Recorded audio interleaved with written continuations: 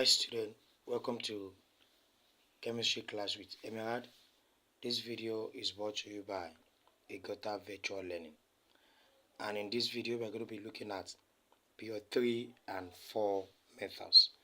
Period 3 and 4 methods, especially when it comes to their oxides, their triazocarbonates, and their reactions with acids. Let's start with the period 3 elements. The period 3 elements are able to react with water. When they react with water, for instance, in period 3 we have sodium, magnesium, aluminum, silicon, phosphorus, sulfur, and the likes. But our focus is on the methods of period 3 and period 4. So specifically we are going to be looking at sodium, magnesium, aluminium, silicon, phosphor, aluminium, then potassium and calcium. However, we're also going to be looking at some other elements of the period 3. Okay, so let's look at when sodium reacts with water, for instance, it reacts vigorously to produce sodium hydroxide and hydrogen. Potassium we also do the same. And then of course the same with magnesium. Magnesium will react slowly with no visible reaction, and it will produce an alkaline solution, a weakly alkaline solution. Same with calcium. So generally sodium, magnesium, potassium and calcium react with water to form a base and with the liberation of hydrogen respectively. Okay, so why is sodium and potassium react more than the magnesium and calcium? Sodium, potassium will lose one electron, magnesium lose, and calcium will lose 2 electrons. Of course, we know that it takes less energy to remove 1 electron than 2. So therefore, more energy or heat is usually required for magnesium or calcium to react. And of course, the magnesium and calcium hydroxide produced are not very soluble in water because they produce few hydroxide ions, then making them weakly alkaline when compared to sodium hydroxide or potassium hydroxide. Okay, so let's look at the period 3 element, their reaction with oxygen. Sodium reacts with oxygen to produce sodium oxide with a yellow flame. Potassium will also do the same, and it will produce a pale yellow flame. The same with magnesium. Magnesium will react to produce magnesium oxide with a white and produce a white flame. The same thing with aluminum. All of them will produce oxides respectively.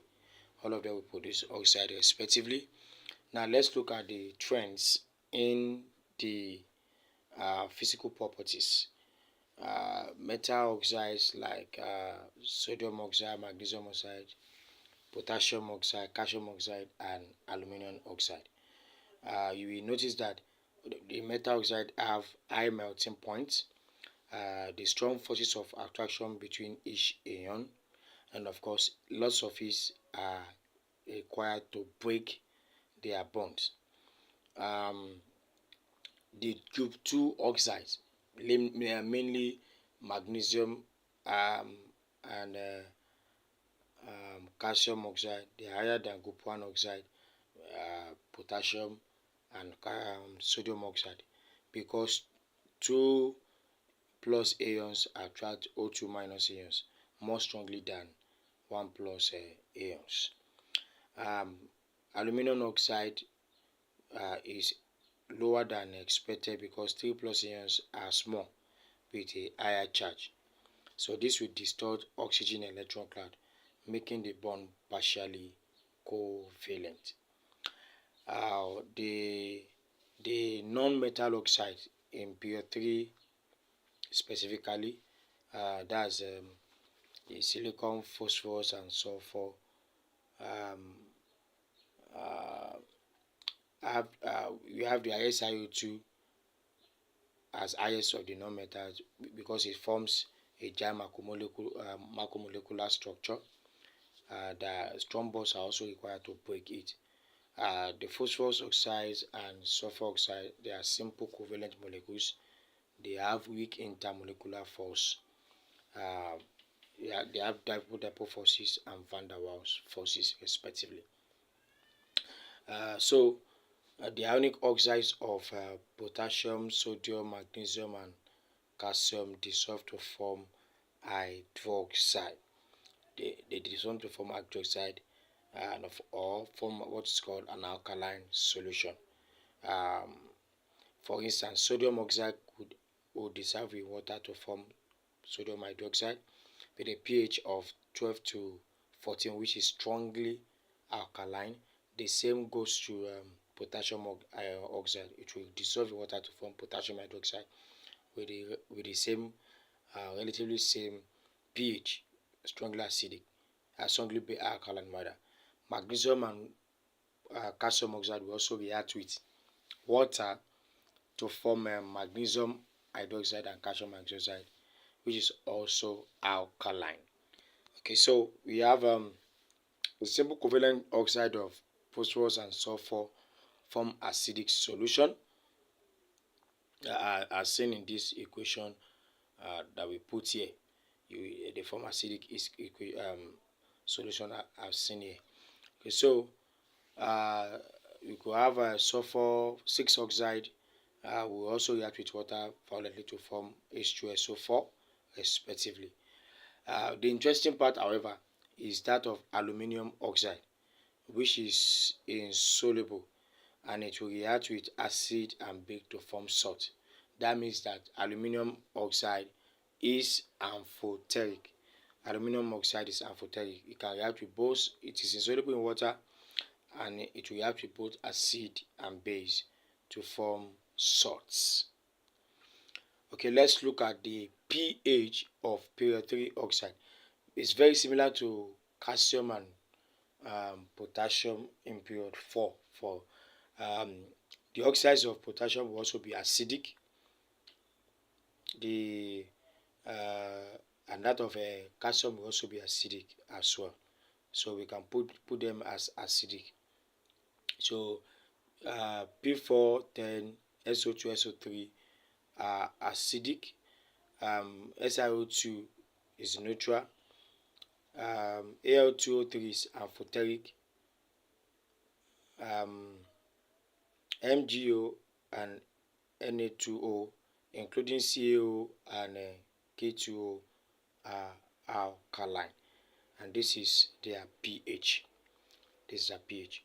Okay, so like we have said the other time, as remember that when acid reacts with a base forms salt and water. The same is for period 3 oxides, including period 4 oxide, especially potassium oxide and calcium oxide. Let's look at how these oxides will react with acids respectively. Potassium, sodium or potassium oxide will react with HCl to produce sodium chloride or potassium chloride and water. Then magnesium oxide and calcium oxide will also react with H2SO4 to produce MgSO4 or CaSO4 and water. So since these oxides are basic, they will react with acid to form salt and water respectively. Please take note of that. Important. However, for aluminium oxide, which is amphoteric, it will react with both acid and base to form salt respectively. For instance, aluminum will react with H2SO4 to form Al2SO4, and also react with a base to form to give us a basic salt as well. Now, for silicon, phosphorus, and sulfur, they are all acidic. They are all acidic oxide, and then we react with a base to form salt and water, respectively. Um, let's look at potassium oxide in much more broader way. Potassium oxide is an ionic compound formed by combining potassium and oxygen. Um, the formula is K2O, and of course, it cannot be found free in nature because it's very active.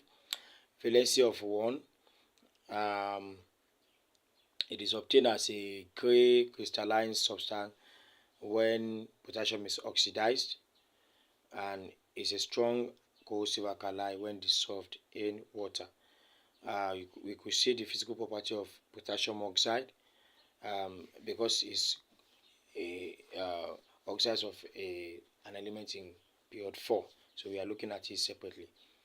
So we have its odorless, a pale yellow solid, which is soluble in ethanol and ether, and then of course it has the heat capacity there. So when we look at the potassium, the chemical properties, for instance, when you react it with water, it forms potassium hydroxide, like we have said for period 3 element as well. It's also react with hydrogen chloride to form potassium chloride and water. We have said that previous time. The same when we look at calcium oxide, or it's also known as quicklime. It is white, caustic, and alkaline substance, and some of its properties include these that you are seeing there. These are some of its properties. And then when we look at some of the reactions, we will see that, like we have said the other time, it will also react with acid to form salt and water, like we have said the other time. It will react with water to give a base. It will also react with thiazocarbonate 4 to produce a metal thiazocarbonate. Okay, so let's look at some of the reactions of the period 3 and period 4 metals with acid. Generally, all of them will react with acid to form salt and hydrogen.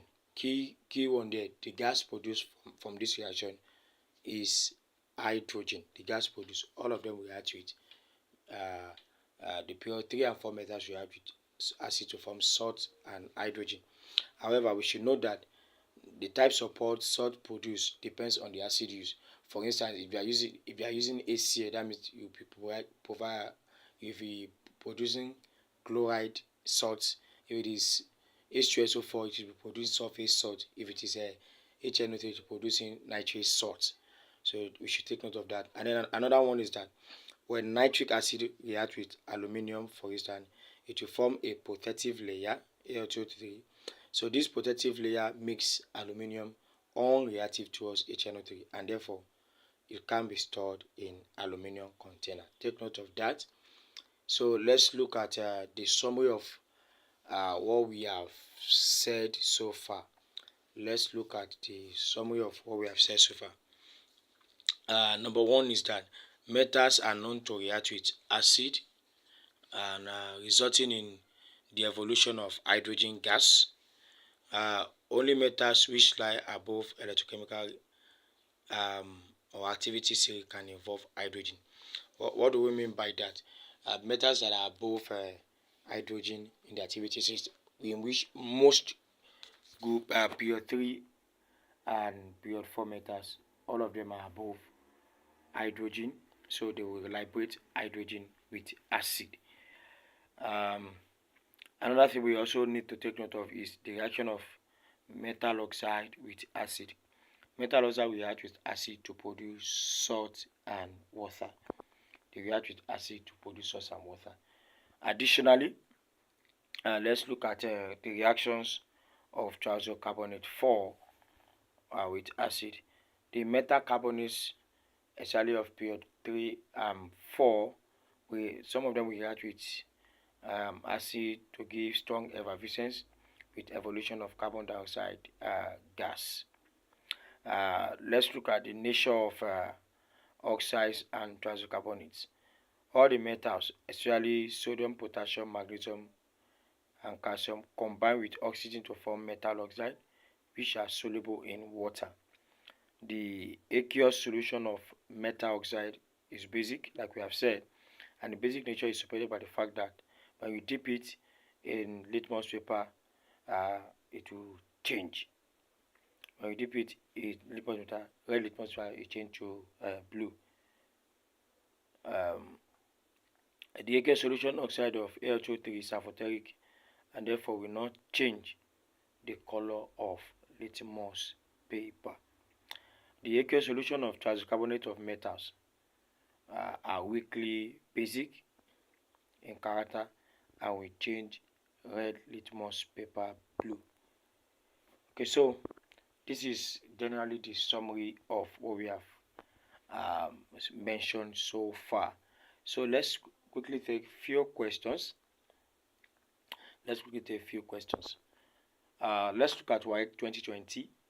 For it, with the appropriate equation, you have to show the chemical changes that occur when piece of sodium metal is exposed to atmosphere for a long time.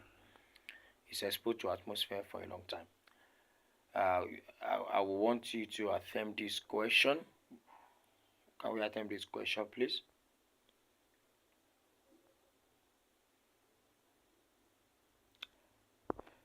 Okay, if you have known that, you should have gotten this. Sodium metal, like we have discussed, reacts with oxygen in the atmosphere to give sodium oxide. Of course, the sodium oxide reacts with atmospheric moisture to produce sodium hydroxide, and then the sodium hydroxide will also react with the carbon dioxide, atmospheric carbon dioxide, to produce sodium tricarbonates 4.